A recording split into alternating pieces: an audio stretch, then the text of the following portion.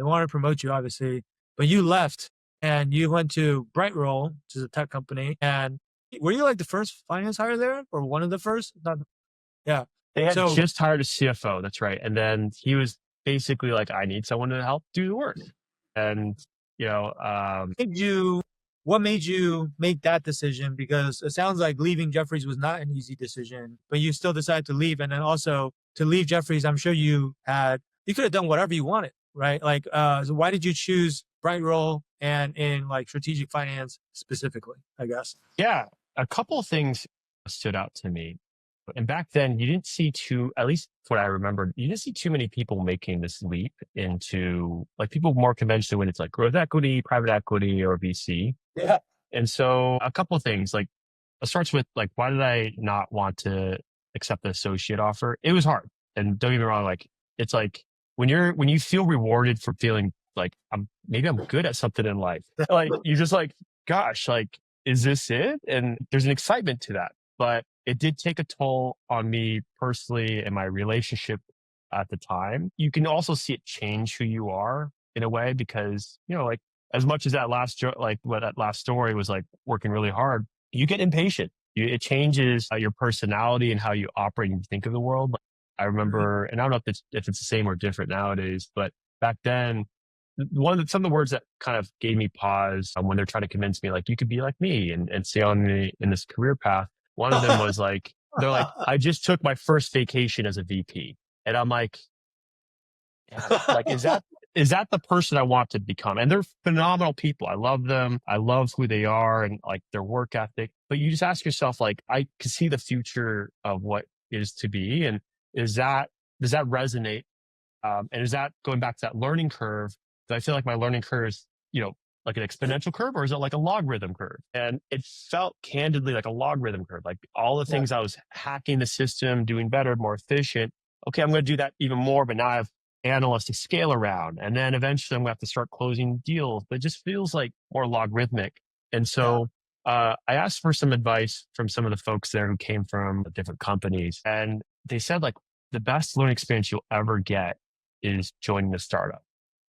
And it was hard to accept because everyone else is going this conventional career path of like continuing their journey around finance and getting an MBA. And then, you know, then they figure it out. And for me, I've always just gravitated to learning. I think that's why, and look, there's advice to the room. I've never seen people say, I've always been learning and it backfired. I've done this long enough now to like give a piece of advice that seems to be universally true. If you're always curious and always learning, it will serve you well long term. And so that really resonated to me. So I'm like, okay, I'm going to go learn. I'm going to go build.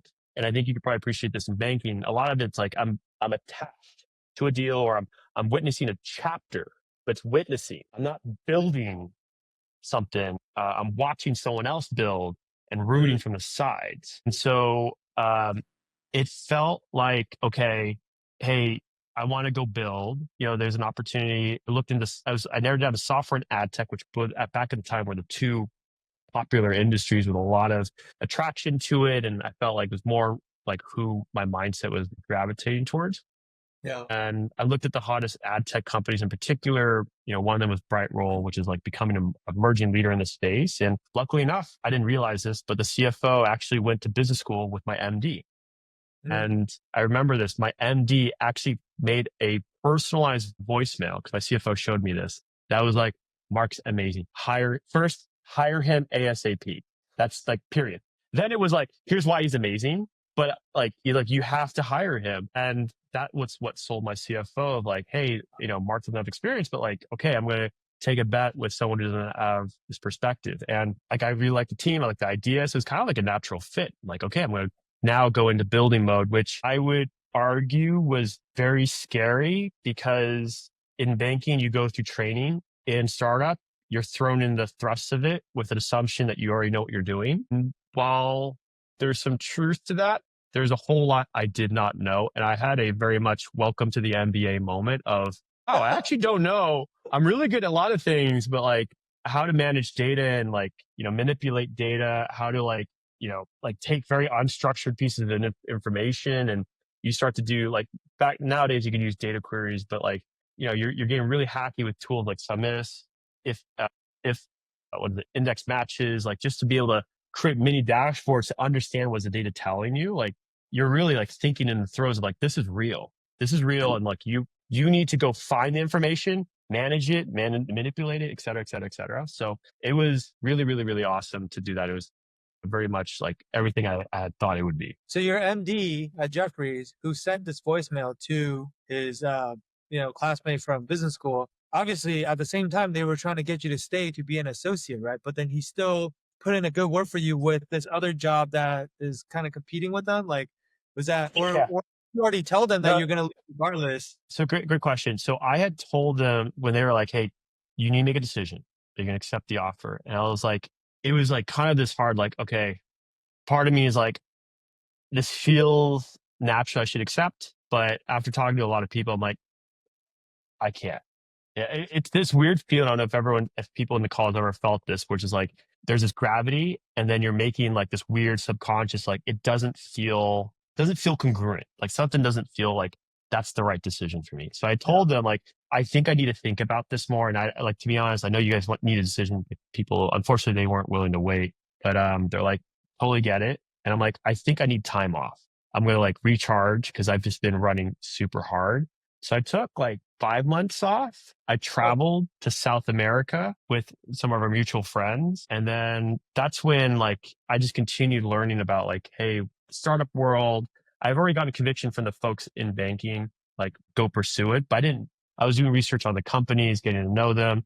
But I really started that journey like after the recharge, like traveling, taking some time off. I mean, going to LA. I mean, you name it. Like when you're working so hard, it's like, oh, freedom. Yeah. Like there is, I'm touching grass again. I mean, more seriously, it was just more of like, hey, I want to get there's this like discovery mental process I highly encourage anyone to do. Like if you're never getting the opportunity to self-reflect, you're probably missing out on life decisions that might be really impactful. And I've always made a conscious decision in everything I do between careers to take some time off in a meaningful way to do some self-reflection. And so part of that. No, that's so good. Like, a lot of people don't do self care, right? And especially if you are in an industry that's as hard charging as like banking or even tech or whatever, like you need to recharge every once in a while. You need to like clear your head, see everything clearly, think about like reflect, what you've been doing, where do you want to go, and so I think that's super important. And the other thing I wanted to say about what you just said too is like, because I think the reason why it was such a tough decision is because the easier thing to do would have been to just take the associate promote and keep doing what you've been doing. You're already good at it. You're familiar. You have so much like goodwill built up with that team, and you're a star. And you're on like this very safe and good trajectory. But a lot of the times, I feel like that would have been like staying in your comfort zone.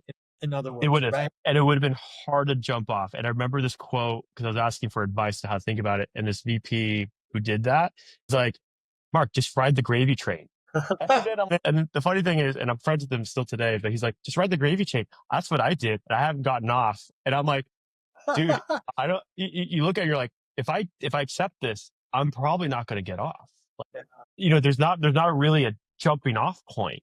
And so I'm staring to a future of not like another 2 years. I'm staring to a future of like, if I accept this, I'm probably looking at another like 6, 7, 8, 9, assuming I'm performing, but it's a longer career. And so those words were like, oh my God, is that the right thing for me? Yeah. And also I was going to say, like, staying in your comfort zone is the easier thing to do, but usually where the growth happens is when you step out of your comfort zone and you do like the thing that feels harder.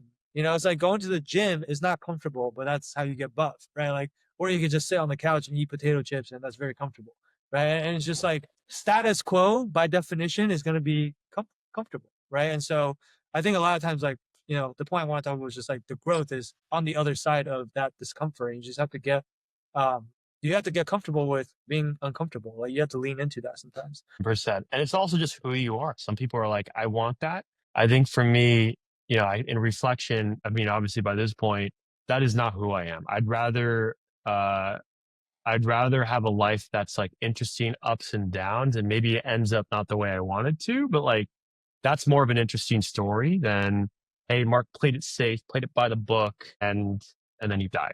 YOLO. I mean, literally. So back to BrightRoll though. So like, were you still, because they got acquired eventually, right? By Yep, yeah. yep. That's right. Were you still there when that happened, or did you like? Was that when you left, or Yeah. So the acquisition conversations were happening right at that time. And then I wanted to stay through it, but there's this interesting opportunity on the investing side where I'm like, okay, like I've done BrightRoll. I've been doing a lot of what I've been doing and I've really enjoyed it, but it also started to feel like it's plateauing. Like everything feels like a quarterly cadence. Mhm. And, you know, people, folks in, I mean, you've been in finance too. Like you can probably appreciate this, you start to measure yourself in quarters. And Yeah, so I got really good. Like I had to really dial down budgeting process, specs and everything, how it needs to run. Every year it was just like, hey, this is super efficient now. I had it really dialed in. I yeah, look at the quarter, I've broken down, here's the work I'm going to do. Like I've got 20 different, you know, reports that I have automated and I've got like control over everything. Everything just feels like a humming machine. And then you're like, okay, now it's the next quarter and you're doing the same, like your life's like an agenda, but you're like, it's not changing much at that point. in other words, it became too easy again. Yeah, yeah, I know. It's kind of an interesting theme. Yeah, exactly. And so there's this interesting opportunity where I wasn't proactively looking, but there's this growth equity firm that was like, we're starting something new. And it's X team from General Atlantic. And they like my background of both operator slash, you know, banking. And I'm like, this is interesting because there's this other muscle of thematic investing that they're trying to sell me on and saying like, hey, we'd like you to come in and bring that operating lens into the investing world. And so Mhm. it's an interesting value prop because they're gonna like part of it is also you're gonna be helping out with portfolio companies. So it was kind of like that. It's an unusual model in a sense that you don't usually in an investing team, you're usually just like finding deals and executing deals. Yeah, This one was, hey, you're also going to be working with portfolio companies and supporting them with your technical nuances that yeah. you built up, as well as going to find deals and execute. So pursue like the, Eric Capital, right? correct. That's right. So right at the time of like the acquisition started, well, we were getting ready to go public, and so it was a dual track. And then Carrick, like I started having conversations, seemed really interesting. And then they're like, hey, we want you to join, but we can't push the start date out post this acquisition. And so I'm Mhm. like, okay, all right, like I'll make the move over. And then BrightRoll got acquired basically right then and there. So it was, in a way, like the part I kind of were bummed out is I missed out the post integration, which is a good learning experience of what Yeah, it would have been like. But I did a lot of the other work leading up to that. gotcha. I'm talking about Carrick in a second, but like, what is it like? Because you were a banker, and then now you're obviously helping out with BrightRoll's M&A process and IPO process. I guess dual track from the inside as like the operator. What was that like, and how different was it? I guess. Yeah, I mean, a lot of it. So in a dual track process, to give you a sense, or to give folks a sense of the room, like dual track meaning you're getting ready to go public, like you're setting up for that motion, and then there's also this NA motion that's happening concurrently. A lot of the focus is on the IPO side because it's a lot of prep work. You're getting ready for IPO readiness. You have a firm like Protiviti coming in, kind of giving you a scorecard on how you're doing on your risk controls, your forecasting abilities, but enough commissions, which we'll get to in a little bit, but you're doing a lot of just the prep work to kind of have everything dialed in to get ready for that market and then or to get ready in that direction. And then the M&A conversations, a lot of it is based on a lot of existing work, meaning as initial conversations really start high level, but they're talking about all the things that you're putting together, leveraging like the IPO materials and all that stuff. And then really candidly, like senior leadership's handling that with like the prospective buyers, talk about the story, et cetera, et cetera. So the part that I missed out on is like, there's this crunch time when there's an offer and then there's this window of like diligence where they're now doing the real diligence. And that's the part that I missed where my CFO is joking. He's like, Mark, like you really missed out because I remember his words were, and I think it's his first M&A experience, even though he's a former banker, but like this is his first actually running a process on the inside. And his words were, I didn't realize how much the lawyers did and also how much the team does, like answering all these these questions and finding like all the nooks and crannies of materials, tracks, et cetera, being reviewed, et cetera, et cetera. And so, Yep. better or worse, I actually missed that part. I wish I got that part because I think that's like a lifetime of an experience. Yeah. But I mean, it's a short window that lasts like, I don't know, 45 days ish. And then the rest is history at that point. And how do they decide to sell to Yahoo as opposed to going IPO? Is it just like everyone's going to get them the better valuation?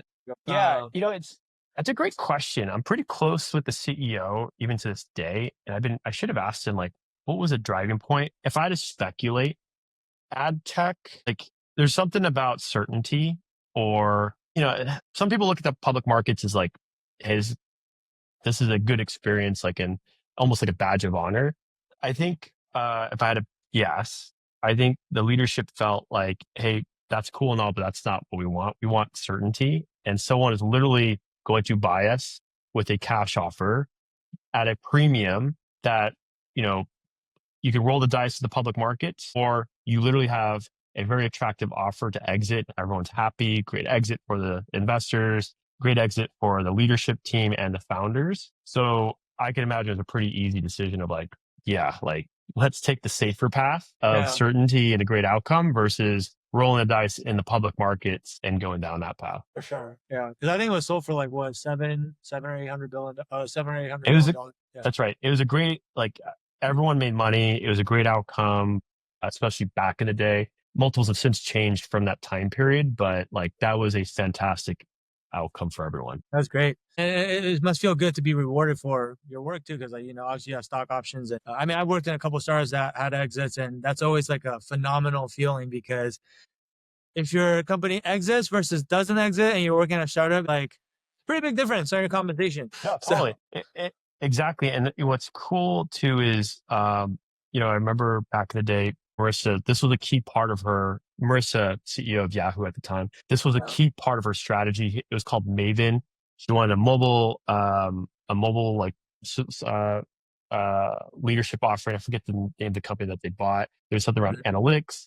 And then this was their video strategy in particular. And so you're fitting into this complete overhaul, but she was buying leaders in every category. So it was really cool to see like, this is literally a key pillar or totem pole in the overall strategy for Yahoo, not just like this small forgotten acquisition that would be like synergized over time. For sure.